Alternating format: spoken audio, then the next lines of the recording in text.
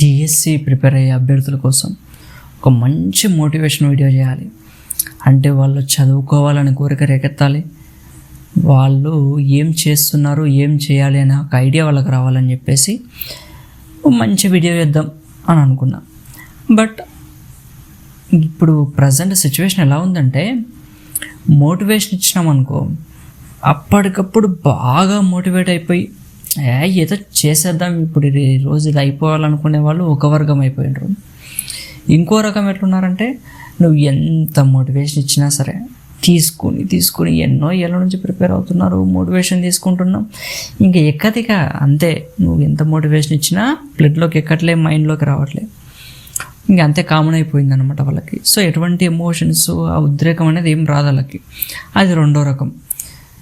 ఇవి రెండు రకాలు కూడా మనకు సెట్ కావు. ఇప్పుడు నువ్వు ఇప్పటికిప్పుడు ఇన్స్టాంట్ మోటివేషన్ తెచ్చుకొని బుక్ ముందేసుకుని 3 రోజులు చదివేసి పక్కన పడేస్తే కాదు కదా.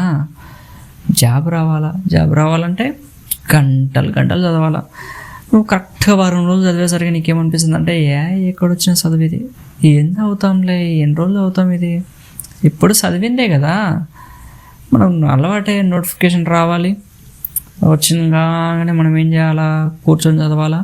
సిలబస్ ఏం కంప్లీట్ కాదు, నువ్వు నోటిఫికేషన్ ముందు వచ్చినప్పుడు చదివితే ఏమవుతుంది, 6వ క్లాస్ వరకు 7వ క్లాస్ వరకు గట్టి చదువుతావు, ఆడి వరకు అయిపోతుంది. మళ్ళీ చదవడం ఎట్లుంటుంది అంటే అప్పటికప్పుడు గుర్తుండిపోయేది, ఏం లాంగ్ టర్మ్ మెమరీ కాదు, అప్పటికప్పుడు నీకు గుర్తుంటుంది. దాన్ని తీసుకెళ్ళి నువ్వేం చేయాలా, ఎగ్జామ్లో అటెంప్ట్ చేయాలా, బయటకు రావాలా, మర్చిపోతావు, ఖతం అయిపోయింది ఇంకా.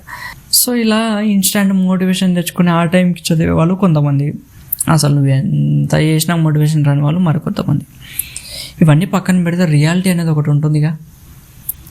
నువ్వేం చేయాలి, అది నువ్వు చేస్తున్నావా, నీకు అవసరమైంది ఏంటో నీకు తెలుసా, దాన్ని నువ్వు తెలుసుకుంటున్నావా, అది తెలుసుకున్న దాన్ని నువ్వు ఆచరణలో పెడుతున్నావా, దాని గురించి మనం మాట్లాడదాం. ఇదొక బోరింగ్ వీడియో, చాలా బోరింగ్ ఉంటుంది. ముందు బ్లాక్ స్క్రీన్ పెట్టి నీకు వినమంటున్నా, కనీసం 5 నిమిషాలు నీకు వినగలిగే ఓపిక ఉందా అసలు? ఆ ఓపిక ఉన్న వాళ్ళు వింటారు, ఆ ఓపిక ఉన్న వాళ్ళే ఫర్దర్గా చూస్తారు. సో వాళ్ళ కోసం నేను చెప్తున్నాను. ఇంకెన్నేళ్ళు చదువుతావు చెప్పు? సంవత్సరాలు చదువుతూనే ఉంటావా? ఇదేం ఐఏఎస్ జాబా? కాదు కదా. నువ్వు డిఎస్సిలో ఎస్జిటి జాబ్ కోసం ప్రిపేర్ అవుతున్నావు. ఎస్జిటి అంటే ఎవరు? 1 నుంచి 5వ తరగతి వరకు చెప్పే ఒక టీచర్. ఆ టీచరు 1 నుంచి 5వ తరగతి వరకు చెప్పే ఒక టీచరు ఈ డిపార్ట్మెంట్లోనే మొట్టమొదటి స్టేజ్లో ఉన్న టీచరు. నువ్వు ఎస్జిటి జాబ్ కొట్టడం వల్ల ఎవరెస్ట్ ఎక్కి దాని మీద కూర్చునే స్థాయి నీకు రాదు. ఏమొస్తుంది నీకు? నీ ఫ్యామిలీని నువ్వు పోషించుకోగలిగే ఒక చిన్న జీతం.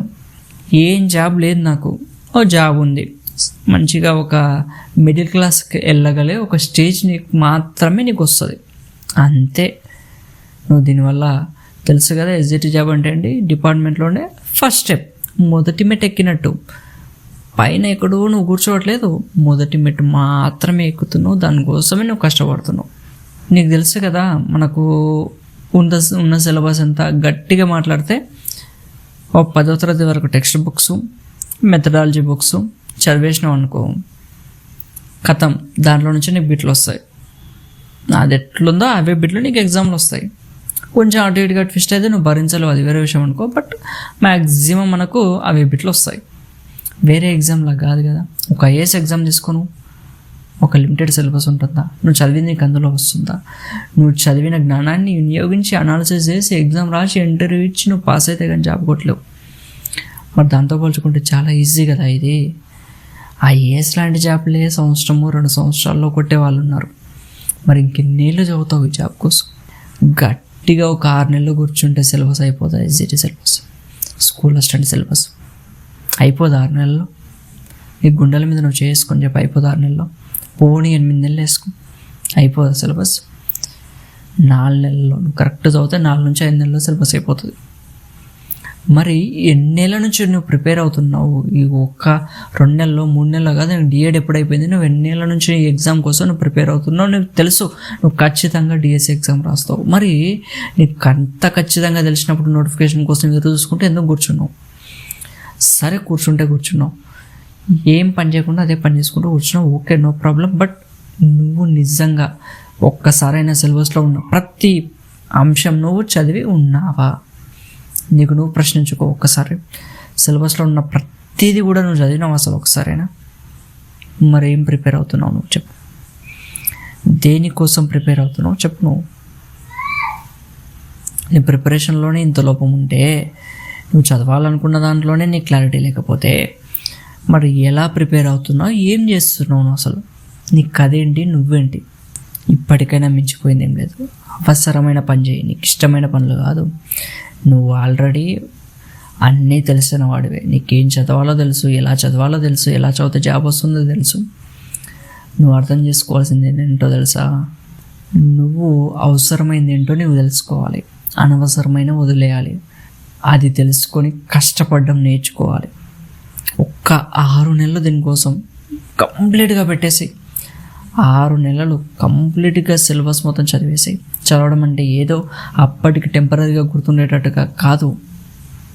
చదువు అవసరమైంది మొత్తం ఒక దగ్గర నువ్వు కూర్చుకోనికి.